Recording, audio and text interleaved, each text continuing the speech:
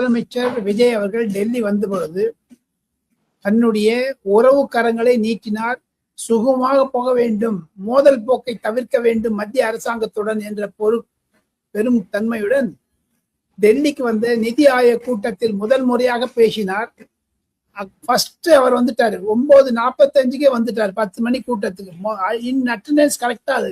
இவர் வந்தப்பறம் தான் யோகி ஆதித்யநாத் வந்தாரு, அப்புறம் தான் அமித்ஷா வந்தாரு, கடைசியா பிரைம் மினிஸ்டர் கடைசியா வருவார். இருந்தாலும் பல நுட்பங்களுக்கு மேலாக விஜய் அவர்கள் தன்னுடைய பேச்சை ஆரம்பிப்பதற்கு முன்னதாக, அது ஆல்பபெட்டில் தான் வரும், ABCD ஸ்டேட் தான். தமிழ்நாடு ஆஃப்டர்நூன்ல தான் வந்தது, ஒரு 3:30 மணிக்கு வாக்கில் தான் வந்தது.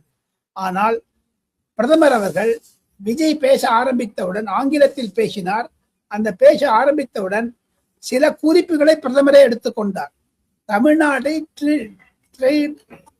3 முறை அதிகமாக ட்ரில்லியன் எக்கானமி என்று சொல்லக்கூடிய அளவுக்கு 2030 தமிழ்நாட்டுடைய பொருளாதாரத்தை 3 மடங்கு நான் உயர்த்தி காண்பிக்க வேண்டும் என்ற ஆசை எனக்கு இருக்கிறது என்று சொன்னவுடன் பிரதமர் அந்த மேஜையை தட்டினார்.